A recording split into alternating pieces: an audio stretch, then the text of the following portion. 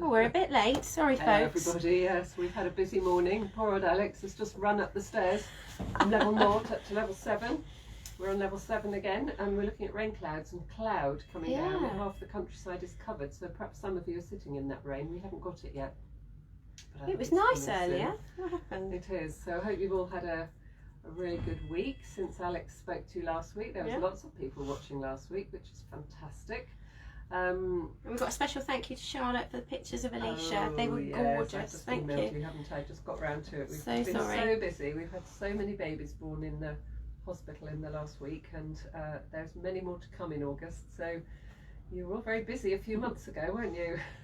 So we're all very busy now, and I'm sure some of you will know that coming onto the wards how busy the staff are running about and how many beds are occupied.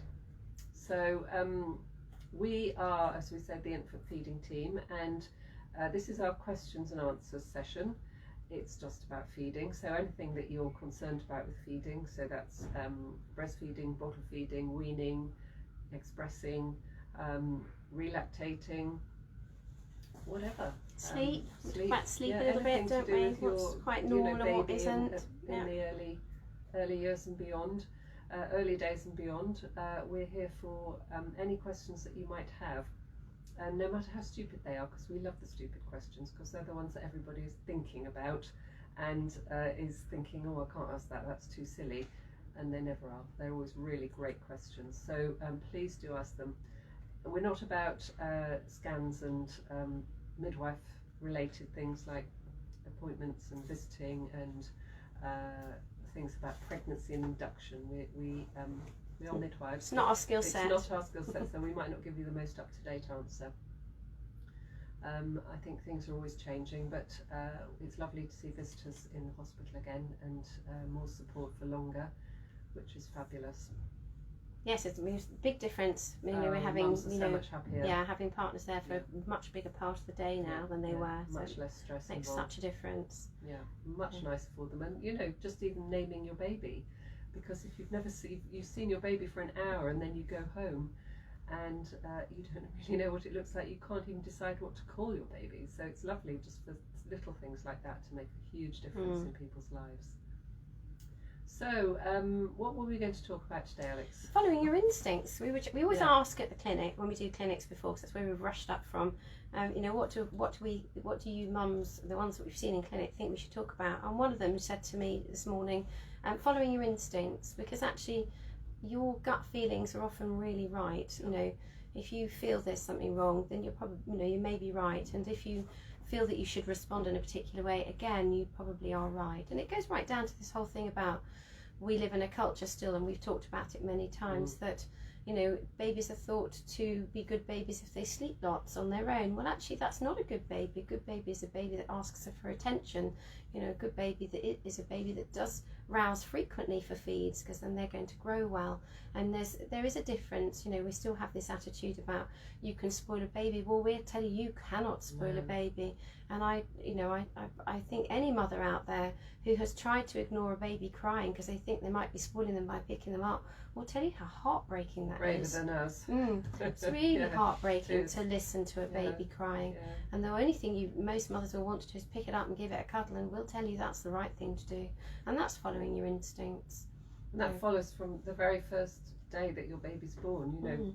Having your baby in the cot on the other side of the room wrapped in a blanket will keep your baby asleep and away from you, and they don't then play out their cues and things. So listening to your baby and thinking, oh well, the baby, they put it there in the corner for me, but I would really love to pick it up and cuddle it and try and feed it, or express colostrum that you've brought in or you've got some ready, give it to my baby. So go and pick your baby up, go and make it skin to skin, uncover it, because it will play out all of its responses, and you'll start the brain growth if you cuddle your baby like that. So don't leave it away from you even when you're in hospital because somebody's put it there when they brought you up. It's your baby. I know it doesn't feel like it sometimes when you're in hospital, but it is your baby. So do become instinctual. Think, I need to feed my baby more, and be instinctual in things like waking your baby up frequently. Don't let it sleep all night on the early nights. In the first 2 or 3 nights you're home, don't let it sleep all night. it is a luxury if your baby, if you get a full night's sleep, but it shouldn't be happening. It's not the norm. It's not the norm. Your baby should be waking up frequently in those early days, and it's your responsibility to do that as well. But it's instinctual in most people that they know that they've got to wake their baby up, even when you're absolutely exhausted. But on every level, as Alex has said, it's about the amount of food they're getting, or that they're not getting enough, or that their poos aren't quite enough, or they haven't quite weed enough, or they just don't look right, And I think that I've always said, if you think that you've got a problem with your baby and it goes across your brain, oh, I think I ought to talk to somebody, don't put it aside. Go and talk to somebody. Don't go on that gut instinct before your brain thinks about it, because you can't put the clock back. So if you're worried about anything, just ask those questions. And every single healthcare professional will see a newborn baby. If a mother rings up and says they're worried about their baby, someone will see you or speak to you or triage you or make an appointment, or they will make sure that you are okay. So yes, trust your instincts. If you don't think you've got enough milk, if you don't think your baby's transferring enough milk at the breast, if it doesn't feel happy, then you should be talking to somebody. Yeah. Absolutely, you should be. And what's the other thing? It's just how to get the help. Who do you go to? Yeah. And when do you need help? When don't you need help? Because sometimes you get told, oh, I can see baby has got a problem here. You need to ring these people, or you need to ring somebody else to get the help. And actually, if you think your baby's okay and it's feeding well and it's gaining weight and it's pooing and peeing, probably it is, everything is all right. You don't need to see someone. So if someone says, oh, you look like your baby's got a tongue tie, but everything is absolutely fine, that will create concern in you, because you suddenly think, oh, I've got a problem. But actually, if your baby's gaining weight and you're feeding beautifully and your baby's pooing and peeing and is happy and settled, you don't need to do anything about it. Everything sounds fine. If your baby's gaining weight, then that's absolutely fine. So don't feel that if somebody says, oh, I can see this, I can see that, and you think, actually, my baby's happy and I'm comfortable and the feeding is going really well, you can have a conversation, but you don't necessarily need to come and see anybody. You can ring somebody up and talk to them for advice. I don't know where your questions are, ladies and gentlemen. No questions as yet. Oh, that's very slow. I wonder if we need to refresh again. I've refreshed a few times, just in case. Oh, you all think, because you asked them all last week, didn't you? Yeah, there were quite a lot of questions last week. See if they've come up on mine. Yeah. Oh, I have got one that's just come up. Fantastic. Lovely. Thank you, Rosie, for stepping into the drought and dealing with it. That was lovely. Nice long one too. Thanks. That's but great. We can talk a lot. Yeah, we're a good team. She says, hi, just a quick question. I think I heard in a previous session that the amount of milk you make doesn't change as much as your baby grows, but rather the composition of the milk changes to match your baby's needs. Gold star for you. Yes, that's absolutely true. I've got what the midwife described as a snacky baby who likes to feed her for around 5 mins at a time every 2 hours or so during the day, although we can go 3 or 4 sometimes nearly 4 hours overnight. She's gone few. Sometimes she wants both sides, and sometimes she'll just have a snack on one side and doesn't fully empty the milk. I just wondered whether this might change as she grows and she'll start feeding for longer and going longer between feeds, or if this is just her style of feeding and likely to stay the same. I find that because she snacks so often in the day, then when we go longer overnight, my breast gets so full and uncomfortable. She's 3 weeks old at the moment. Wow, aren't you amazing? Well, the milk supply tends to settle down in the next few weeks, so you might find you get less full. It doesn't mean you haven't got milk though. That was a really good question, wasn't it? Fantastic question. Yes, the composition absolutely does change. So it's the same amount at 6 weeks as at 6 months in your baby's feeds.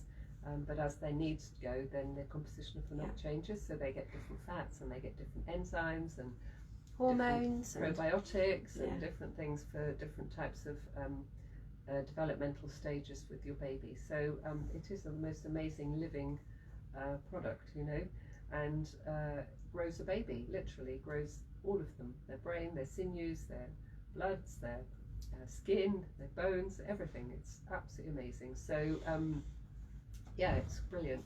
But actually for feeding, I think that's, short feeds too early is pretty normal for a baby that's 3 weeks, and probably will do that for some time still. And you know, they may go a little bit shorter between feeds at night, even if they're having a bit of growth spurt. So you know, I think 5 minutes to 40 minutes is normal for a breastfeed, and 2 to 3 hourly is normal. 8 to 13 times in 24 hours is perfectly normal. So I think if you're getting that longer type at night, you've got a dream baby there. My goodness me. The frequency is very, very normal, and the length of feeds are on the shorter side, but within normal. As long as they're peeing and pooing and gaining weight, and you know, your baby's up to its birth weight and it's settled, that sounds absolutely fine. And they will do that for quite a long time. You know, the first few months of their life, they will feed frequently and beyond. You know, up to 6 months some babies will do it, and it depends on your milk capacity of your breasts as well. Some women don't have as much in their breasts as other women, so babies have to feed, they get the same amount in 24 hours, but they have to feed more frequently to get the volume. And you might be one of those people that the baby needs to feed more frequently. But it sounds like you're doing a great job. Yeah, it sounds fantastic. Absolutely normal and brilliant. So, absolute example of wonderful breastfeeding. Pat yourself on the back. Yeah. But don't try and jump too far forward and have a baby that goes through the night immediately, because it's very unusual for babies to go long gaps if they're breastfed and sleep for long periods if they're breastfed, because they don't take as much in a breast from a breast usually as they get with bottles, and the bottle volumes go up much more as the baby gets bigger. You give more and more food. So their tummies get fuller and fuller, whereas babies get all the right things that they need, but their tummies are the same. So it's digested at the same pace. So you know, it takes about 42 minutes to digest breast milk. So that's about 100 mils of breast milk, I think, is the thing, isn't it, for 42 minutes? And it takes about 76 minutes for a baby to digest formula, because it's not as easy on the tummy as breast milk. So you can see why breastfed babies feed a little bit more frequently, and they have more feeds. But that's also protective, because we know that babies that don't fall into such a deep sleep, i.e. breastfed babies, because they don't have that heavier feeling that babies who are getting formula might feel. It's a protective thing when it comes to going into deep sleeps, and the link with that sleep and sudden infant death. So babies that are being breastfed are protected in that respect, because they tend to have more interaction with their parents overnight, and they don't go into such a deep sleep. And the reason that you're asked to have your babies in your bedroom with you for the first 6 months is because that helps the baby not to go into such a deep sleep. It's not you listening to them, it's them listening to you very much. They're listening, they are aware of the noises that you and your partner or whoever else is in the room might be making, and that helps them stop going into very, very deep sleeps that have been linked to sudden infant death. So having your baby in the room with you, being breastfed, is all really, you know, supportive and helpful in that respect. So, and preventative. So well, my phone says, my computer says there's 2 comments, but I've only seen Rosie's. So if you've sent a message, I apologise profusely, because I can only see one at the moment. Sometimes it does this, doesn't it? Yeah, and then they we've had it start coming before. in. See if I can see. It's not as if everyone's out enjoying the lovely weather, because it's not I've exactly. got 4 comments on mine actually. Have you? We've got one from Rosie. Yeah, that was that one. Charlotte. Let me just see if I can see some Hi more. ladies, hope you're well and sorry that I'm late to this chat. Alicia just saw her granddad. Oh, that's so lovely. Hello Charlotte. Lovely to see those wonderful pictures you sent. That's fantastic. Maybe Rosie's put another one up as well, hasn't she? But thank you ladies, so good to have that confirmed, so I know that if she's only feeding for 5 minutes at a time, as she grows she'll still be getting what she needs, and that the frequency is normal. Horrible time over the first week, and with breastfeeding, the midwife team have been amazing. Brilliant. Well, that's lovely. So yeah, you get us in stereo, you don't need us in stereo. Sometimes they just don't come through, but I'll keep refreshing. And normally I can see them coming up on the phone over there as well. I'll keep refreshing. It's a quiet day for. Yes, and it's raining, so I think everybody will be inside, but obviously you're all on holiday this week, aren't you? Well, I don't blame you. It would be nice to be somewhere a bit sunnier than this. It's very grey out there at the moment. So I think we could let's talk about care plans and things. So that's something that a lot of you struggle with, you know, knowing when your babies have had enough and knowing about whether and how to get help and where information is written and how to get information. And I think that not everybody is aware that they've got a care plan. This is what we call our care plan. So you will all say, oh yes, I know what that is. It's a blue and white booklet that you're given when you go home from hospital. And this stays with you until the midwife discharges you. So you get it when you've had your baby, and it's got your name and everything on it, and then it's got your details on with the birth and everything and your baby's weight, and that's just for us to have a look at when we come and see you as healthcare professionals. On the front you've got all the numbers of the carers that are looking after you in the community, so if you need to contact your midwife, your particular area that you're in is on here. But also on there's the midwife-led units as well, and the MLUs in the community are in Banbury, Chipping Norton, Wantage and Wallingford, and then we've got an MLU on the Spires on level 7, which is where we are now. And Wallingford and Banbury are open 24 hours a day, so you can call them. If you're in the north of the county, then call Banbury, and if you're in the south of the county, then you can call Wallingford. And the numbers are here too. So you can see that that number is available for anybody if you've got problems, and your midwife should give you those numbers in those areas if you need to contact someone 24 hours a day.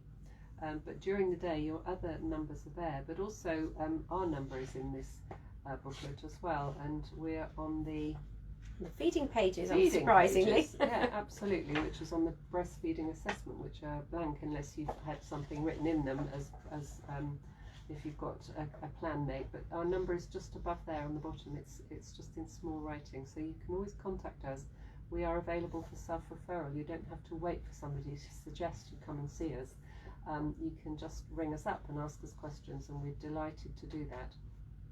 And if we think it's appropriate, we'll book you into clinic. We will. We We'll don't book triage and help you. Yeah, we don't book everybody into clinic. It depends on the situation that you find yourself in. But if you phone us, we will more than happy talk through, you know, whatever's happening with your life with regard to feeding, and we will often send emails out with information and links to good videos. But we don't see everybody that we talk to, because very often that's just not necessary. So there is also a QR code on the bottom there. I don't know if you're probably more savvy than us oldies, but there is a QR code that links to the safe sleeping and things like that. So that's also a very good thing, and we are looking to get one for our links as well. So look out for that on your care plans when you go home. You might find a sticky soon with another QR code that links to all our things as well. So that's worth knowing about if you're wanting to link to some of the things that we talk about on here as well, which will be helpful to you. Are we doing all right for questions, or am I right to yatter? Got a few coming through. Okay, we'll carry on. So this page is just what the midwife will write. So she'll come and do your check for you, and then she'll check for your baby, and she'll write your baby's weight and what they're finding in your baby's poos and pees. So when we're talking about the poos and pees, it's always good to expand on that, just rather than saying, if you get asked, is your baby pooing, you say, yes, it's got whatever colour poo it is, and it's doing this many a day. And that's quite important that you tell them that, because actually they need to know that your baby's pooing enough. Because that's so important about the consistency and the volumes and the number of times as to how much milk your baby's getting. It's one of the reliable signs of milk intake. So it's important that you keep an eye on those yourself and report back when you get asked that question. Even though it's just a tick box here, you can expand on that information, and that's very helpful for the midwives. And you can find it all in this leaflet, the Off to the Best Start leaflet, which you should all have a copy of. If you're coming in for your 36-week scan, ask the scan department, they have them. The idea is they give them to you then. If you haven't had it then you'll get it when you are discharged. But ideally you have it before you've had your baby, so you have an opportunity to have a good look through, and it's got lots of information in it. But what it also has in here is what you're looking for with regard to stooling and wee, and that gives you such a good indication as to whether your baby is getting enough food and then gaining weight. This is page 17 and it talks you through what we're looking for. So when Naomi mentions about when you're asked about poos, we don't want to know that your baby's just pooed. We want to know, has your baby pooed within the last 24 hours, and what colour was it? How many? Exactly, and how many. So we're looking for a baby that has a black stool at birth, that over days 2 and 3 you're finding those stools are easier to get off the bottom. They're still quite dark, but they're tending to be a bit more greeny brown, but they're taking less effort to remove. And then by day 4 we want a nice yellow stool. And then with the wheeze, we're expecting those wheeze to go up on a daily basis. So on the first day, baby may only do 1 or 2 wheeze. On the second day, 2 or 3. On the third day, 3 to 4. You've got the picture. By the time we've got to day 6, we want 6 heavy wet nappies. And from day 4 onwards, you're going to be getting those yellow stools. So 2 £2 coin size yellow stools minimum. Those are 2 of our main reliable signs that your baby's getting enough milk. You might not be able to see what goes in your baby, but we can tell that your baby's getting what they need by looking at the stooling and the wheeze. And just to give you a little bit more support, you've got this page as well in your care plan. So for the first 72 hours, you can look down this, and half of it is green and half of it is yellow. So that's sort of amber, I suppose you'd say. And so if you're ticking everything on the green side, that means everything is going well. And you can look at that every day yourself, and then you get from 72 hours to day 5. Your midwife should be looking at this twice in that time, from 72 hours to day 5. She should be asking you at least those questions twice, or you can ask yourself every day, is my baby doing the right things? And if the ticks are going over to that side, you should be calling for support on these numbers if you're worried, because those are the reliable signs. Those are the things that are going to tell you. They're sort of red flags before we weigh babies to see if your baby's getting enough food. And if you've got a lot of ticks on the yellow side, the chances are your baby will have lost more than 10% by day 5. And we don't want that. We want your baby to be within that sort of 10%. It's, it goes up to 15, 16, 17, 18%. We have seen some babies, they've lost huge amounts of weight. And if you take the responsibility at home before a healthcare professional comes in, before they're due to come, even the days before they come, because you get so few visits these days, you take the responsibility and say, actually, they said if he hasn't done wheeze that many, if it hasn't done that many poos, if the poo's not the right colour, ring us. And if there's no poo between day 3 and 4, you absolutely should be ringing. Your baby hasn't pooed on day 2, and then by the end of day 3 it hasn't pooed. You need to be talking to somebody about your feeding. You need to be doing that yourself and be really proactive and think, actually, my baby hasn't pooed. I don't know that the feeding's going so well. You might have had a cesarean, which delays your milk sometimes coming in as much because you don't do as much feeding and skin to skin in the very early hours of having your baby. We tend to find that it takes a bit longer for your milk to come in if you've had an instrumental or surgical delivery. So you're proactive. It's up to you to tell us. We're not psychic. We can't tell that your baby's not well in the community if we don't see it. So we rely on you to tell us if you think your baby's not getting enough, or it's not doing the things that we've just talked about. So, have a look at this. You take this home with you. Everybody's got one of these if they go home from Oxford. So you will see this and you'll be able to check yourself. And, it's tailored to before 72 hours. So what we'd expect then is not so many wheeze and not so much changing poo. It will be starting to change, but it'll be darker. But by the time you get to this time, your baby should be peeing really lots, 6 times a day, and it should be nice yellow poos frequently. And if that's not happening, you really should be on the telephone to us. And no baby should lose weight after day 5. Your baby will lose weight in the early days because they are slightly dehydrated from after the birth. They get quite puffy when they have their birth, and if you've had lots of fluids in labours, then they take on board those fluids. They get sort of dehydrated from that and become their normal sort of weight, and then they start to poo, and when they start to pass all that meconium, they lose more weight. So their weight does go down, but if they're not getting anything to hydrate them, which is only small volumes, and we do talk about this a lot, don't we, and tummy sizes in the early days, then we would expect that your baby would lose more weight than it should, because we expect, even though it's tiny tummy, you see that in the early days, that's the first few days, Then it goes up as the milk starts to come in on day 3 to 4. You start to get more milk coming in, the tummy starts to fill, then the baby starts to gain a bit of weight and starts to go back. So, you know, if you weighed your baby on day 3, which we don't, it will have lost quite a bit, and then by day 5 will have caught up, and by day 5 to 7 to 10 the baby should be gaining weight from then on. It shouldn't be losing weight, and that's when we worry if babies are going down after day 5, because they're not doing the things that we're expecting. They're not peeing and pooing as much, and they're not getting, the mum hasn't got enough milk. So you know, you might have got delayed milk coming in, or you might not be feeding your baby frequently enough, and that causes a lot of heartache, doesn't it? It does for lots indeed, of babies. yeah. And we don't want any of you to come back in, because it's miserable going home and then having to come back 24 hours later because your baby hasn't gained enough weight, or it's jaundiced because it's dehydrated, or it's not pooing, or it's lost a lot of weight. So you know, be really proactive as parents and really get onto that stimulation in the first day 0, when you just want to go to sleep and leave the world behind. You can't do that. You can do it in 2 or 3 weeks' time when you've made your milk, but you know, you've got to get on and make that milk in the early hours, not days, early hours, in order to get your milk supply primed and ready for when your baby needs it on day 3, where it starts to then wake up and feed more and want more. And those of you that know that, the babies wake up and want more food, and if you haven't quite got enough, you know about that too. They're very unsettled. So you know, look at the care plan, take the boxes, do the calls, you know, ring your midwife. And if you're not able to get the right answer, if people say that's normal, your baby doesn't poo every day, it's not normal. Babies should be pooing every day, 2 times a day, minimum. Most babies do many more poos than that, and much bigger than £2 coins. But if it's absent, it's absolutely not normal. Breastfed babies particularly do not get constipated in the early days. They do not get constipated.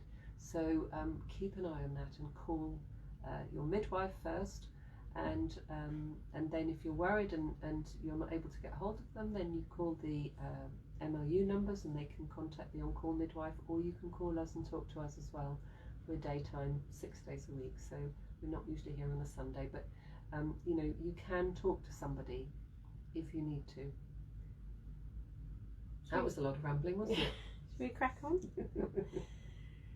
Amy has said, have we got any comments about the closure of services this week? I think to say, Amy, and I know that someone else has popped a thumbs up on that too, that it is never done lightly.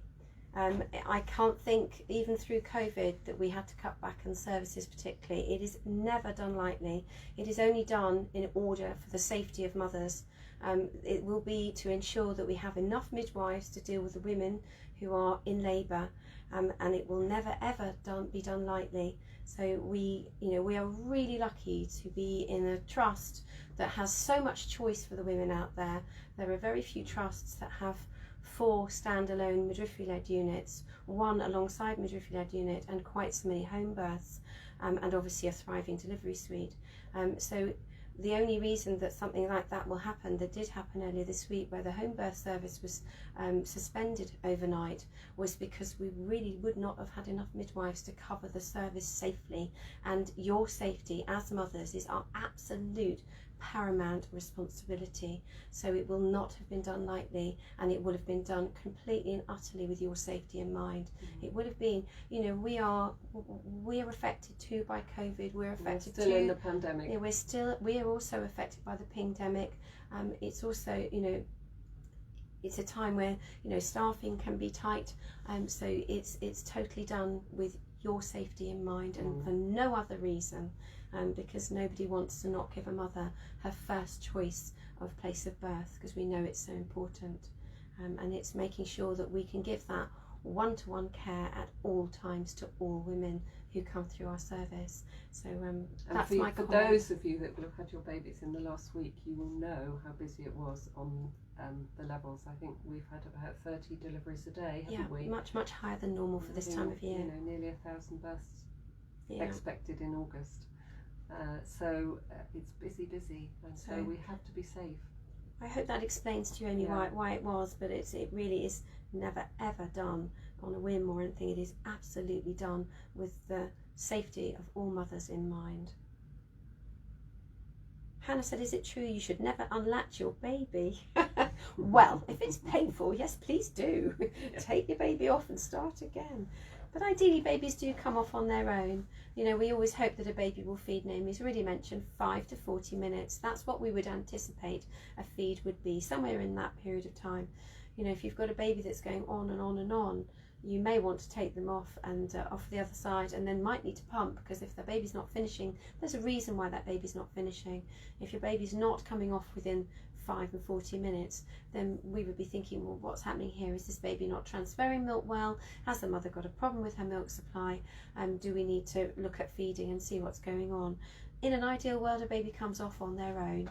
Now, what we would normally anticipate, and I was chatting about this in clinic, is they'll either fall asleep and just let the nipple just fall out of their mouth, or they're really dramatic and they do this big head swing and take the nipple with them and then just let go. Particularly in the laid back position, isn't it? Yeah, they so often do it when they're just sitting up on you, and they just pull themselves off violently. Back, yeah. As and you will know, ping your breast. Yeah. So in an ideal world, you know, we don't, because actually what we want the baby to do is say, I've had enough. I'm going to come off on my own. So that's what we're looking for, Hannah. If it's not happening and you're finding your feeds are long, more than 40 minutes per side, then it may be well worth, you know, getting some support, getting someone to have a look at what you're doing. If it's because your baby's going on and you're sore, then we would say take the baby off and reattach. Make sure you get it comfortable, because that's what you're aiming to do. But I hope that answers that one. So Charlotte has said, I've had my first scan for baby 2. Oh, her first scan planned for the baby 2 on 2nd of September in the Horton. Congratulations, very exciting. Stephanie has said, hello, can you talk about colostrum harvesting, please? Oh, we can. Yeah. So we've got a syringe, haven't we? Start at the beginning, yeah, absolutely. There is a leaflet on our website that you can access. So if you go onto the Women's Centre website at the John Radcliffe, and then go to Women's Services, and then go on to feeding, infant feeding or breastfeeding. If you log on to any of that put it in, and do colostrum harvesting in the title, then it will come up with that page. But it's on resources as well. Yeah, it's not called colostrum harvesting. We called it collecting colostrum when you're pregnant, I think. Okay. So, but it's on our webpage if you go and have a quick and read. It'll be on the resources, and there's a whole leaflet on it as well, which I think some of you will receive when you get to about 36 weeks pregnant. And your midwife should be sort of talking about it when you have your 36-week appointment, and give you some syringes if you're interested in doing it. You don't always have to have syringes, do you? No, you don't. And also, not everyone has to do it. I mean, we say this every time. It's, you know, it's a great skill to have. Learn the skill. We can do that. We can do the hand expressing skill. Learn the skill by all means. But if you've got no risk factors, there's no need to necessarily collect any colostrum unless you want to. And if you do collect it, please bear in mind, freezers are not bountiful in the hospital, so we do have a problem where if someone brings in frozen colostrum, it gets put in a freezer, and then we can't match mum and colostrum back up again. So ideally you bring it in a cool bag or freezer bag with cool blocks, and that it stays frozen for as long as possible, because once defrosted it needs to be used within 12 hours. And you can imagine a little syringe like this one will defrost quite quickly. So ideally you leave as much at home as possible and only bring in the barest minimum, because you don't want to have to throw it away. And you can hand express in labour. Yes, I mean, if you're coming in for an induction or you're having an elective section, those are really good times to be hand expressing, so that you've got something really positive to do during that period of time. And it might enhance your labour. It might start you off, if you're ready to go or you're niggling, it might just make labour a little bit more, enhanced. So you might find your tummy tightens a little bit more frequently if you do it over a period of time. So have a little practice and see. But it means that you can leave some at home, and then you put it in your freezer at home, or your partner can bring it in when he visits in small amounts, so that you've got some for your baby, and you can always ring and get someone to drop it off after you've had your baby and bring it up to the ward. So it is very flexible, but don't waste it. We've had so many tragedies where women have expressed and brought all of their colostrum in, and then it's all got lost. Or defrosted. Defrosted is the most common. Longer labour than you thought you were going to have, and it's defrosted before you've had your baby, and that makes it really difficult. So thinking about hand expressing, so we'll talk about hand expressing, is thinking about being in the right mind frame, because oxytocin is a shy hormone. So be somewhere comfortable and warm, somewhere, maybe put some music on, but somewhere you're not going to be interrupted. And start with a little bit of massage. So massage is just the preliminary. This doesn't get any milk out. This is just to get oxytocin flowing. Think about your baby. Visualize your baby in your tummy. The more you can visualize and make that connections with your baby, the better it's going to be for you all, with that bonding and that brain development for your baby when they're born. Making a C with your hand and working your way back from the base of the nipple. So you're going back from here, and initially you'll feel nothing. There's nothing much there. There's ducts, but there's nothing in them, so that they're not going to give you much resistance. And you work your way back till you find a change in texture, and you'll find it's lumpy and bumpy under your fingers, and it's going to be a ridge that's going to go right round. You're going to anchor your thumb and your fingers onto that ridge, and you're going to bring them in with quite a lot of pressure behind the nipple. So you're going to bring them in as if they're going to meet. You're obviously not going to meet because there's tissue in between, but you're going to bring them in with a big pinch. It's in and pinch and release, in and pinch and release, with the nipple bang slap in the middle. So you want the fingers and the finger and thumb either side. When you release it, ideally what you don't do is take your fingers off, because you're in the right place now and we don't want to have to find that place again. So anchor them and just release the pressure. So it's in and push in, hold, keep it going, and release. What you hopefully will begin to see, and you may not, because it may take a bit of time, is little glistens appearing on the end of the nipple that then build up into little droplets that you can then collect with a syringe by pulling the plunger back and just collecting it off the end. That's a bit closer. So you're going to collect it by pushing the plunger back. So you can do it with your fingers, pushing. And actually, if you look on our resources page, there are some videos, some YouTube videos, and you'll find seven I think altogether, isn't it? 7 videos. But there is one of a mum hand expressing there live, so it's beautiful. it shows how she's collecting it as well, and you can see the milk's just changing in her breast, so it's just starting to come in. Just getting a bit more liquid, so she's getting a bit more liquid, but it's very early days breastfeeding when she was an inpatient, so she allowed us, very, very privileged, to watch her hand express like that. So it will show you what to do, and you do have to be very firm, actually. Firm, yeah. So we do need to be really sort of good push on that, really powerful.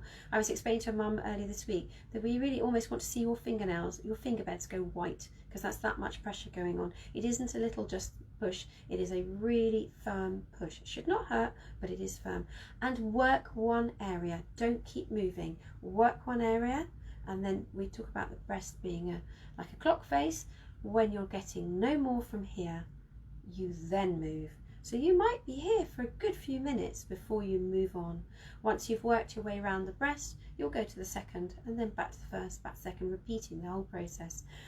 With regard to timing from a point of view of antenatal colostrum harvesting, 36 weeks you could have a go. 37 weeks onwards we would be recommending that you collect 4 times a day. You can collect it into the same syringe, pop it in the fridge for the day, and then pop it in the freezer at the end of that day, and mark it up with your name and the day that you've done it, depending on how much you're getting, as well as how much you're going to have in there. But anything to add? Well, we wouldn't recommend you use a pump. No, because it's very sticky and it's tiny drops. I mean, we talk about 0.1 of a ml, don't we? Yeah, so if I lift that closer. So this is a 1 ml syringe and 0.1. I mean, you'd be lucky if you get it's just there. It's just tiny. So it's a weeny bit. And we'll talk about it being a bit like golden syrup. It's thick and gloopy, and it's a food in concentrate. So we don't need big volumes of colostrum. So anyway, so that's that. So it's the leaflets on the website. And have a little look at those resources and give it a try. If you're not sure, then go back to your midwife when you have your check and get her to talk you through it again. Yeah. Just have a bit of face to face. A quick don't. So the one don't is don't slide. Don't slide down the breast. We don't want to be doing that. You're going to be so sore. That's why I say anchor. Anchor your fingers on the skin. You're moving what's underneath, not the skin layer, because you will be so sore otherwise. And be really confident, because it does give you a wonderful skill for when you've had your baby and you've got so many other things to think about when you've delivered your baby, and you're sore and you want to sleep and people are disturbing you all the time, and you're worrying about whether your baby's feeding or waking up for a feed. So you hand express and you give a little blob of express colostrum, and it's like a golden syrup spoonful, and your baby will start to wake up, and then it may start to wake up and feed, and then go to the breast. So the more colostrum you give, the more they poo, and once you get rid of all that meconium, they get less jaundiced. So if the meconium sits in their gut for ages, they become much more jaundiced. So you want to get rid of that, and the colostrum is the laxative to get rid of it, and then your body is ready to receive milk as much as your baby is, to make milk as your baby is ready to receive it. They don't want large volumes until they've got rid of all that meconium and their guts are emptying out. And there's quite a lot of guts in babies, and you will know that when you lift them up in a nappy, and it's like a pump action, isn't it? Like pulling a pint. Comes out. The thing to say is, with going back to the, if you are collecting colostrum in the antenatal period, this has no impact on your milk supply at all. This is not going to make you produce more milk. So if you have collected colostrum and you then start to use it when you've had your baby, please express at the same time as you give it, because you're giving something that your body doesn't know you've given. It hasn't calibrated what you collected before you had your baby. So it's only what you do once your baby has arrived that will impact on your milk supply.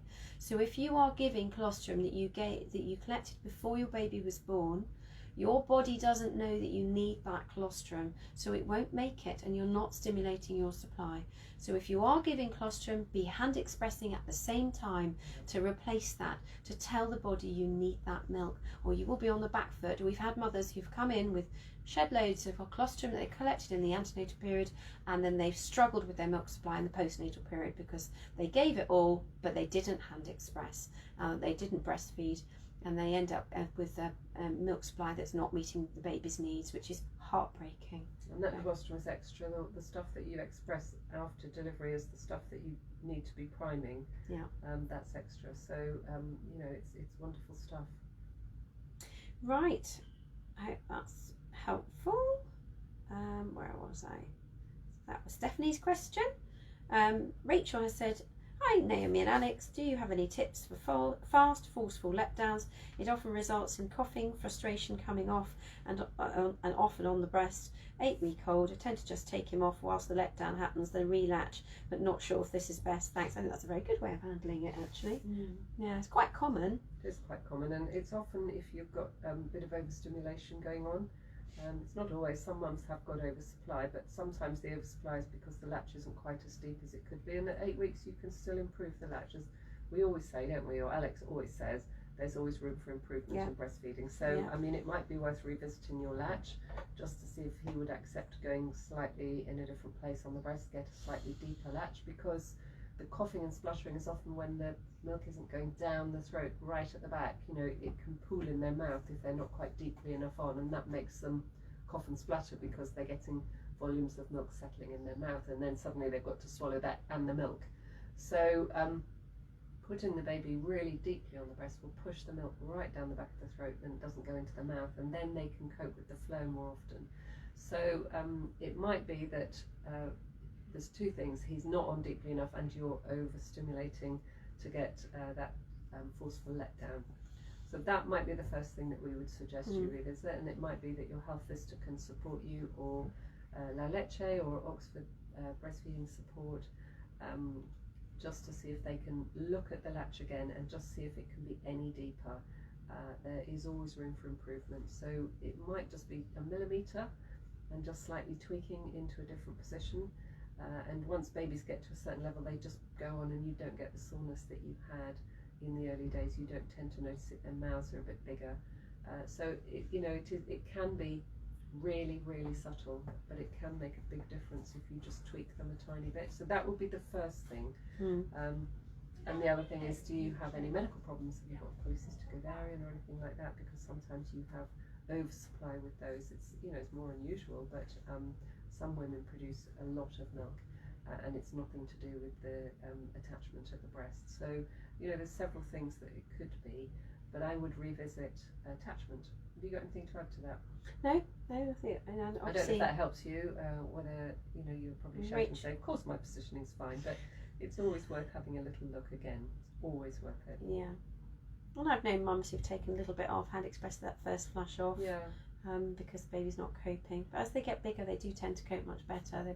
As Naomi mentioned, their mouths get bigger, they cope much better. So it's usually a thing that will pass. And has it always been there, or is it something that's just started?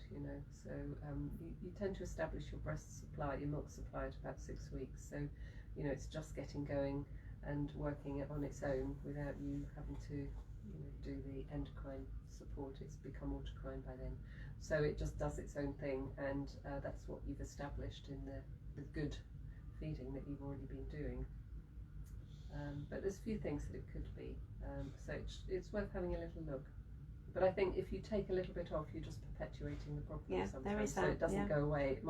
It might be like putting a sticky plaster over it. You want to treat the cause. So if it is issues with just minuscule tweaking, it could make a big difference to you. Have a little look and see. Okay. Right, so moving on. Steph has said congratulations to Charlotte about her scan, which is nice. Sarah has said, I met Sarah last week, she says, I saw you in clinic last week, Alex, with my little girl Pen. Thank you for being so lovely and helpful. That's nice. My pleasure. You were lovely and helpful, lovely too. Unfortunately, we weren't able to get to the bottom of our painful feeding and sore nipples, and hoping that it will improve over time as she gets bigger. This may be a difficult one to answer, but can you give an approximate age by which you expect things may improve? She's almost 6 weeks now, and I'm persevering as much as I can, but would really help to have an idea of when it might start to get better, as I'm very sore, and little light at the end of the tunnel would really help spur me on. Thank you so much for all the support so far. You've been brilliant. Well, we do say a lot of mothers find sort of 6 weeks onwards is about it can be quite a turning point. 6 to 8 weeks. Yeah, I mean, I think they do. As I said to you at the time, it was I had 2 of you come to clinic last week in a very similar situation. Really couldn't. I just said there's always room for improvement, but there really wasn't much we could do with your positioning and attachment. You were both doing a great job, and yet it was still a bit painful. I've had the same today as well. It's really frustrating that you go away and you feel like nothing's changed. Yeah, but it does. Things do get better, and I think take each day at a time, Sarah, and know that you're doing an amazing job for Pen. And I think we talked about allowing yourself to have time off. So if your daughter's able to take a bottle, then if you get to the end of the day and it's just untenable to put it back on again, then there is no reason why you couldn't give her a bit of your expressed, and give yourself a little holiday. But you would need to express at that time, obviously, to get the milk. But that's how mothers do get over it. And you just think you've done 6 whole weeks and done an amazing job so far. Have you got anything to add to that? I just think, I obviously don't know anything about your delivery or whatever, but if you thought about something like cranial osteopathy? Sometimes they just get a bit, their mouth doesn't open as wide as it should, or they've got a bit of tightness in their jaw, and it's not researched, and it's at your cost. It's not available on the NHS, but it's a bit like having a bit of a massage after you've run a marathon. It sometimes just is comfortable and wonderfully releasing, and it might help. So if you've got any friends on a WhatsApp group or an NCT group, see if any of your friends have seen anyone, and if they got any recommendations, or talk to them about whether anyone's had it and found it helpful. It's not researched, and say it's not available on the NHS, but some mums say it's absolutely fantastic, and it does support baby suckling skills, and sometimes just releases tension in the mouth that can extend the tongue a little bit more, or release the jaw a little bit. It might be worth looking at something like that, but you don't have to do it at all. But it might be worth talking to friends and see what they've done, or a little bit of baby massage, because that helps you both, so that you have a time out with your baby and just have a one-to-one with your baby, and do a little bit of just sort of healing together, where you're holding your baby's head and containing and just looking at each other, and that's very good to understand each other, and just to move forwards. That you're doing what you can and they're doing what they can for you, and it's not necessarily things that are going to help, but it might just help release some of the tension and things that you're experiencing. But things like baby massage, having baths, having a massage baths together, yourself. you meant? Yeah, co-bathing. Yeah, co-bathe with your baby at 6 weeks, nice warm bath, and just have time doing that, so that it's not just all about feeding.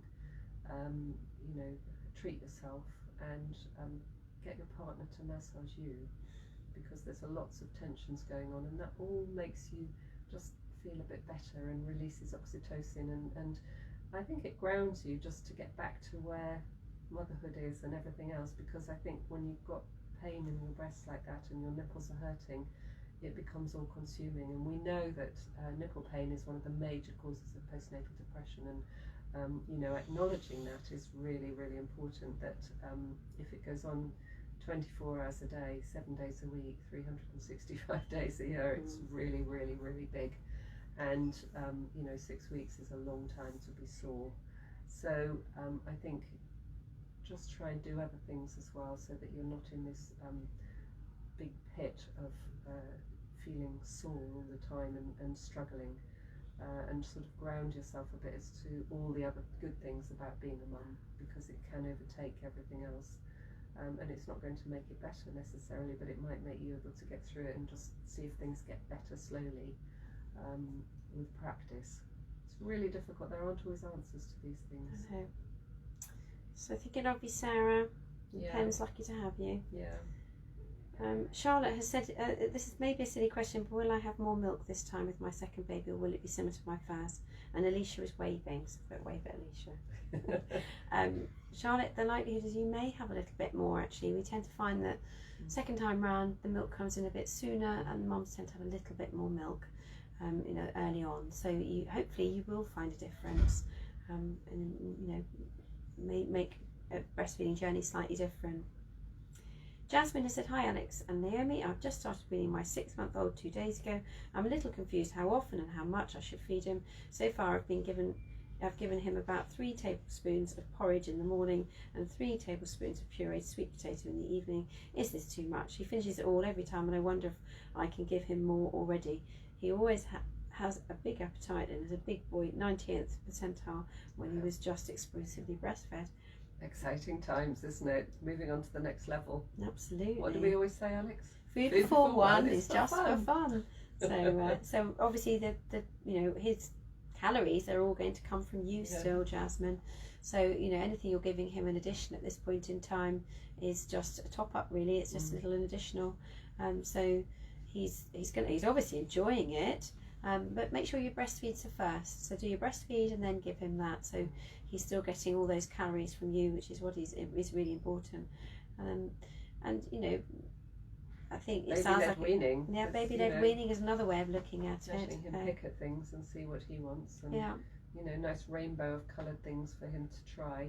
Sometimes it's scary when they put things in their own mouths with food, but they tend to take them in and spit them out and put them back explore. Again. I signposted people last week to the First Steps Nutrition website, because Helen Crawley has got quite a lot of stuff on there about weaning, so that's well worth having a look at. She writes about, she does a lot of work into composition of formula milks, making sure parents are really well informed about formula milks. It's a evidence-based, you know, non-biased resource, which is really handy. But she not only does she talk about formulas and, you know, all the different formulas that are available and which ones are suitable and not suitable for different ages, she also looks at weaning foods, so, or complementary foods. So have a look at that, Jasmine. You may find that helpful. There may be some guides on that. And your health visitor also should be able to help on this as well. And places like Unlatch League, they do lovely weaning sessions for mums. So, you know, it's peer support, which is really important, you know. And I think one of the things that you've missed out on with COVID is that you haven't met anyone hardly. I know. And you all support each other and talk about it together. But when you haven't had that luxury of just meeting up with friends and going to people's houses, you know, you haven't built up that relationship with people that have had babies at the same time as you and are weaning at the same time. So, you know, that's a huge support, is talking to other mums. And so that's where somewhere like Unlatch League is fantastic, that they do online stuff, and it may be that it's a Zoom. And I don't know if OBS do weaning stuff. I can't remember seeing it. I think it's mostly on breastfeeding, but certainly Unlatch do you know, support stuff for weaning. So there might be a session for babies that are starting to have solids. There may be something coming up, and that you can have a little look at that as well. But health visitors used to do them, obviously with COVID. all things have stopped, but they used to do sessions for mums, postnatal sessions for mums on all the different stages. And the Public Health England have got a leaflet of the same one of these types of leaflets. Yeah, you know, one of these ones, the Start for Life, and you can have a look at that. I'm trying to remember whether there was a bit of a discussion about the name change, and I think it might be called weaning. Alternatively, it's called Starting Solids, which is slightly more appropriate, because weaning says like you're going to stop feeding, but you're not. You're going to carry on feeding.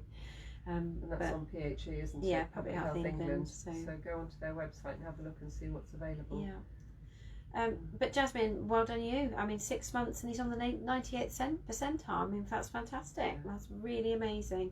And it sounds Very like he's impressive. enjoying what you're giving him. So brilliant. Amy's come back after we were saying about the service and said, thanks, possibly difficult to answer, but do you think it's likely to happen again? I can tell you now, they'll move heaven and earth for it not to happen again, because it's not what anybody wants. It's extreme, you know, when there's so much snow, people can't get anywhere, and it's so extreme. You make it sound like it's snowy now. Yeah. That's the type of time it happens. You know, I've been a community midwife for rare. 30 years in my life, and I've worked in, you know, MLUs and things, and very, very rarely is it happening. Very rarely. It is really You know, rare. we've had ups and downs with birth rates, and all over the years that I've been an on-call midwife, it's almost never happened. You know, we will move heaven and earth in our areas to make sure mothers don't lose out. Yeah. Always. Get their first choice of location. And all those years, it's hardly ever happened. So, you know, it's just exceptional circumstances. Really, really sadly. Hannah's come back and said thank you for her question that we answered. Wendy has said, could you possibly go through a C-section procedure? I'm very nervous. I have had, it's my 5th baby, and I've had 2 previous shoulder dystocias.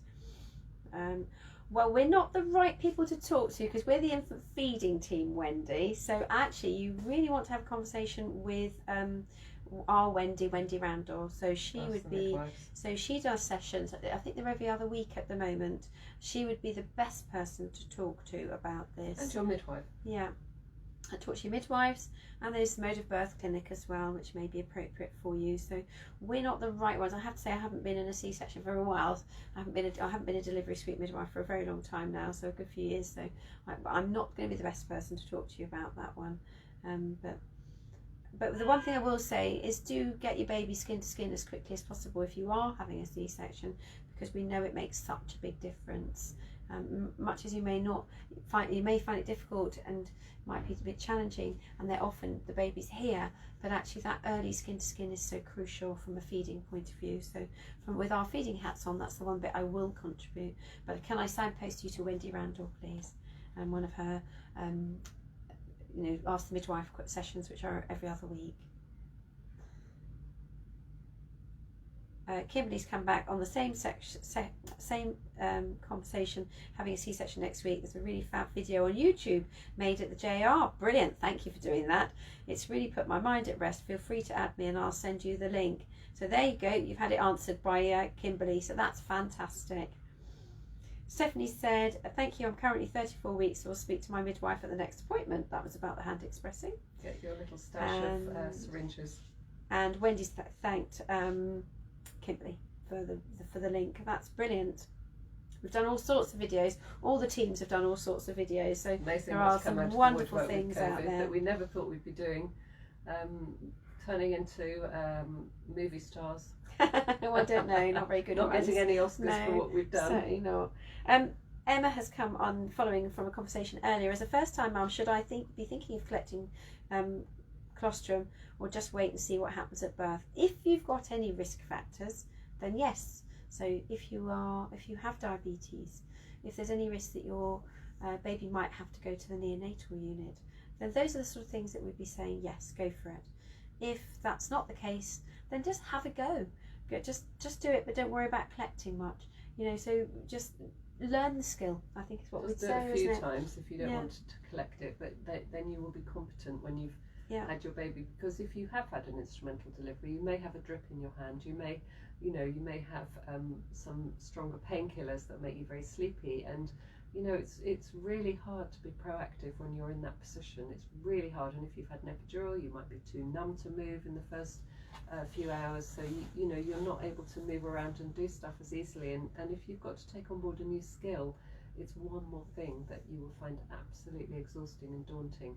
So if you're competent before you get there, and the midwives say it so many times on the postnatal wards and on labour ward, it's so fantastic when mums have done antenatal practicing, not necessarily even collecting, but just practicing, that they know what they're doing, and you just get on it. And you know, if your baby's fed on one side on labour ward, then hand express on the other, and you've really whacked those prolactin receptors into action. You're starting to plug everything in, and you've got that skill straight away. It means that you can relax a little bit, and then you can do it a couple of hours later when you've had your baby, because we say 3 feeds in the first 24 hours, but actually you need to be doing 8 stimulations if you can. Yeah. That's from day 0, you know, 8 stimulations. So that means hand expressing round the clock. Even if your baby's asleep and not needing to feed, you can get a little stash of colostrum and keep giving your baby food. That will put the plug in, but it will also give your baby colostrum, and it will start pooing and waking up and feeding. And then it will start to breastfeed, and that's really a bonus, because they do have mucously filled tummies, you know, when they've been born, and they don't feel hungry often, they just feel full of yuck. And so if you push it through, you get their the meconium out, then they start to get rid of all that yuck in their tummy. They do start to feed more quickly. So don't let it all sit there in them. You just, even if they're bringing it up, it's clearing everything out, it's moving things around, and it means that they're ready to receive milk before you go home, which means you get practice when you've got help. Because in this climate that we've got, people aren't staying in hospital for very long, and you know, it's more difficult to get help. We are going through it, and it's things are opening up a lot more, but you know, the more you get practice in hospital when you've got people around you, the happier you're going to be, and you can ask more questions which will support your feeding when you go home and you're on your own making decisions with your partner. Kirsty's obviously a pro. Kirsty's on the same theme, and I know I've flicked down, I can see there's a few more as well. Kirsty said, I'm due to have a baby in 3 days. I've been harvesting colostrum, and so far she has 13 1 mil syringes in her freezer, and that's 13 of those. That's absolutely phenomenal. So don't, anyone out there who's not got 13, do not worry. You are not you are not abnormal. It is very unusual to have that much. So she wants to know when she comes into hospital how much she should bring. Please don't bring too much. Do not bring all 13. Bring 1 or 2, and bring them wrapped up with an ice block so they don't defrost, Kirsty. And actually, I mean, that's truly wonderful. It could be that you never use it, and if you never use it, you could donate it to the milk bank, because they're always really grateful for colostrum, because that's very rare that we get colostrum in the milk bank. So because what I mentioned earlier, what you do before you have your baby has no impact on your milk supply. So once your baby comes, even if you've got 13 mils in your fridge at home, we actually need you to be getting going straight away. As Naomi's been mentioning as well, you need to get on it straight away, because if you don't do it, your body doesn't know that the baby's calm, the body doesn't know that you need to make that milk, and it won't make it. So yeah, bear in mind your labour might be 12 to 14 hours long, and it you know, it defrosts, and you can't use it after 12 hours. So you know, think about all of those things, and if you know, you don't live too far away, leave it at home and get someone to bring it in. You know, because if you've got that skill, you're going to get another meal out quite easily when you've delivered, and your baby's probably going to attach and get lots to eat. So you know, just think about all of those things, and you know, if you go home on day 1 or something, you can still give the colostrum at home, but you know, don't take your foot off the accelerator with your production, because it's very easy to do that. And you know, you can give it if your baby's not well, you know, if, later down the line, if your baby's feeling has got a virus or something and it's in the freezer, you can give it to your baby when the colostrum, you know, when your baby's a bit older as well. Right, and then carry on, because we've still got quite a few to get through. Hannah has said that her baby Finn is 6 weeks old on Friday. He's feeding almost constantly. I've been trying to get him into a 3 to 4 hour routine in the day, which he easily achieves at night. Do you have any advice? He's also not sleeping in the day very well. The boob is the only thing generally which will make him nod off. Any help much needed? Well, actually, Hannah, it sounds like you're doing an amazing job. It's really common that babies feed lots. 8 to 13 times in a 24 hour period. So that's not sort of 3 to 4 hourly. There's a lovely 2 to 3 early. lovely statement on the UNICEF baby friendly website, which I've said on here many a time, is that the woman said, I feed my baby for comfort, the nutrition sorts itself out. So what you're doing every time you feed your baby is that you are making that lovely connection. Your baby's brain is bathed in oxytocin, and oxytocin is your baby's brain fertilizer, and you're growing a baby with a happy brain that will be a happy toddler and a happy adult. Every time you make contact, the two of you, you just keep embedding the security. Absolutely, your baby knows that you'll meet their needs. What many mums find very helpful are slings, and you might find that you get a slightly longer gap if you have your baby in a sling, because that meets the baby's needs for closeness and comfort. But babies, when they're babies of under a year, don't really want to be sleeping in a cot or a pram miles away from you. They want to be near you. And you mentioned your baby goes to sleep at the breast. You might find a sling gives you a little bit of a break too, and many mums really rate using a sling because it gives them a little bit of time when their baby's not actually feeding, and they can be hands free. Do your washing, and you can sort things out, put stuff away. Sort cupboards out. You can do lots of things with your baby. Go for a walk, have an ice cream. An ice cream? Where did that come from? Go for a walk and have something nice. Oh, I see. Wasn't go for a walk, have an ice cream. It's the two together. I get it now. That's very funny. Yourself a treat, time out. So Hannah, I think your baby's behaving quite normally, but maybe a sling will give you those slightly bigger gaps at times. So. But also, 3 to 4 early is quite a big gap for a breastfed baby. Yeah. So if they do it once at night, then that's okay, but they will chase it more often than not if they have that longer gap. 4 hours is a long time for a breastfed baby, because the milk is digested in their tummy much more quickly than that. So think about the number of times you're feeding, and is it 8 to 13 times, because that sounds pretty normal. And they will cluster feed if they've had a longer sleep. We've still got about 5 questions to go. How are we doing for time? It was 22. Ooh. Yeah, bearing in mind. They were late coming, weren't they? No. We were a bit late starting. Yeah, a minute or two. Yeah. So anyway, good luck with that, Hannah. Charlotte has asked if there's anything we can suggest with regard to getting Alicia to eat food, because she keeps throwing it on the floor. I think that's developmental stage, isn't it? They realise it's great fun, they throw it, and then they look at it, and they want to see it down there. They want to see your reaction. Yeah, and that's the other thing, is the reaction. Don't react to it. So just hand her another bit. So I think it's just keep going. So Sarah Jane said Molly is 17 weeks and exclusively breastfed. She's currently waking every 1.5 to 2 hours for a feed. It feels like a proper feed, not just checking that I'm there. Oh, she knows what we're going to say. My instinct is this is okay. She's gaining weight, but with my eldest 12 years ago, I was advised to wean early due to this. That's no longer the advice, is it? I go back to work full time in 3 weeks, so she will have to have formula during the days, but I hope to continue feeding her morning, evening and night. Any advice on going from EBF to not feeding during the day and not hurting me? Have a pump with you. Yeah. Make sure you've got a pump, and obviously if you can pump, talk to the manager at work and see whether they can accommodate you. And depends where you work, but they are really meant to provide you with a lockable room and under a 6 months by law they have to. Yeah, lockable room and a fridge in which to put your milk. That's what they're meant to do. So it would be worth having a chat, because you can't just go from exclusively breastfeeding to not feeding during the day. You will have mastitis. You will be really uncomfortable. So I think you might have to have that conversation.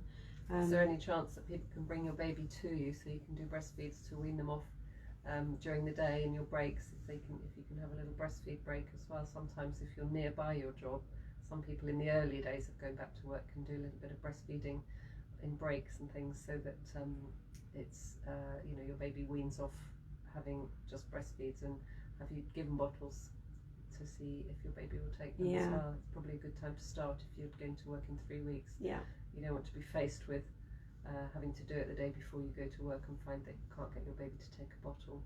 And it might be better if it's not you giving the bottle, giving someone else giving the bottle. It's often very difficult. And choosing a time when your baby's not starving, that does not help. If they're starving, they want you. Try at other times when they're not starving. But I think it would be well worth a discussion with your employer about ensuring you can have breaks to go and pump. Babies are amazing when mums do go off to work, and that they don't look for food in quite the same frequency that they have done when mum's there. It's a bit like you mentioned, it's not just checking in, but when mum is there, it's there and readily available. I'll have some, thank you very much. But if you're not there and they know that's where milk comes from, then they may not be looking for food quite so frequently. And you said how things changed overnight, and we would say if it's not causing you a problem to be feeding her overnight, it's not a problem, so just go with it. And eventually time, she will start to extend those periods of time between feeds. So good luck with going back to work. I'm trying to remember, it's Maternity Alliance, I think, is the organisation. Have a look at Maternity Alliance. They advise women going back to work having had babies on, and it's to do with sort of your rights and with regard to what the laws change after 6 months, but before 6 months the law is that you should be protected to protect your breastfeeding. But after 6 months it changes because babies are weaned, but your baby shouldn't be weaned before 6 months as the guidelines, so that your baby's exclusively milk fed in the first 6 months. So I think the law is slightly different before and after. So it's worth having a look. Yeah. Because you're under those 6 months, obviously. Yeah. Leanne has come on, and that's very good to know. She's copied Jasmine in now and said there's an OBS Zoom talk on complementary foods on the 2nd of September. Wow, there you go. Perfect just timing. need to express an interest on their Facebook group. That's brilliant news. Leanne, thank you for letting us know that. We can't keep up to date with everything No, that's going on. They but probably I know have that they're all told us, doing those but things. yeah. Rachel has said my exclusively breastfed little boy has put on 3 kilos in 8 weeks. Wow. Going up from 75th to 98th. At what point is his growth rate likely to slow down? They tend to plateau. Yeah, they do plateau a bit. Probably 9 or 10 months they tend to slow down a bit, don't they? Yeah, I think they begin to slow at 4, don't they? Yeah. So you expect a sort of a fairly rapid growth up to 4 months, and then breastfed babies tend to plateau, which is why when the centile charts were used for breast and bottle, and they were based on bottle-fed babies, breastfed babies looked like they were falling off the chart. And actually we weren't at all. They were doing exactly what they were meant to do. So it will plateau, it will slow down. Although there are some extremely gorgeous, chunky, lovely breastfed babies who have elastic band wrists and things. So, my boys were one of them, or 2 of them. And my health visitor told me to put my baby on a diet at 9 months because he was too fat and he was breastfed. And I said no. And what happens is when they start to move, they lose it, don't they? So they start to lose it. Skinny and 6 foot now. So yes, exactly. It's don't normal. worry. Breastfed babies are slim, and there are lots of pictures around of a lovely petite little baby and a big fat chunky podgy baby, and they're both normal. It says these are both normal, and that's exactly what they should be. I always had the tiny weeny lean ones, and mine were all on the 98 centile. Yeah, mine were the 0.4. So you have big arms. Big arms with big babies. So Rachel, I think you're just doing a fab job. Just remember you're doing such a good job. Can't overfeed a breastfed baby. Yeah, that's the thing to take on board. Can't spoil them, can't overfeed them. No. And Rebecca said, I've just started collecting colostomas now, have planned section and aware milk may take time to come in. What would be a good amount to be able to have ready at home for a birth partner to bring in? Well, we talked about how much a baby has. So Naomi's already mentioned tummy sizes. That's a 1 ml syringe, and a baby's tummy maximum at birth is 5 ml. They don't want 5 ml at birth because that's like having Christmas lunch at every meal. Need to fill it. So anything you get would be fabulous. So bring in a few mils if you've got plenty, and obviously try and keep it frozen. If you can give a mil of colostrum as a first feed, that's fabulous. We'd be absolutely delighted. Oh my goodness me, we would. and Really your delighted. baby will probably be full after a half a mil. Yeah, exactly. So 1 ml would be tons. Half a ml would be pleased with. 0.2 and 0.3 would be quite happy with. So a ml is like 3 tablespoons of golden syrup to a baby. Yeah. It's just such packed with lots of things. So for them, don't bring much in, and then he can bring more in later. Yeah. So we've got someone replying to someone else. So first time should I be thinking of Becky. Oh, we've spoken to Becky this week. Hi Emma, I can say from my experience first time around that having a stash of colostrum to take into hospital was a huge weight off my mind. In retrospect, I made things much easier in those early days, even though I wasn't able to go on to get my baby to latch. But having the skill I've skipped down. Skill and the stimulation in hand expressing is definitely something I will repeat this time, regardless of the rest of the journey. And I think you spoke to Becky earlier this week, didn't you? So it's fabulous, yeah. And I think you just can't underestimate it. And we've got a bit of a theme going on with colostrum. Yeah, no, it was a real brilliant, theme, isn't it? So, but it is such a skill, and it's not about collecting the volumes. It's literally about learning how to do it and targeting the areas. You know where your own little sweet spots are. You know, and it's the insurance policy. I describe it as an insurance policy that you've got it there just in case, Yeah. And if you don't use it, wonderful. But if you do need it, it's there. Jasmine's thanked. I'm going to two here. So I'm trying to work it. But Jasmine said thank you for the complementary therapies, complementary feeding one. Becky said, hi, when I brought colostrum first time around, the ward put it in the freezer. Did I just hear correctly? There isn't an option to use a freezer and so not to bring so much. We've had it go missing, Becky. It gets put in a freezer and then nobody can remember which freezer it's been put in. So we've had occasions where it's ended in our donated breast milk freezer. It's ended up in freezers on level 5, level 6, and then mum and milk have never been married. So it's happened a few times, and it's so heartbreaking that if possible, we suggest you bring your own colostrum in something that will keep it frozen. Or so put in the fridge in error.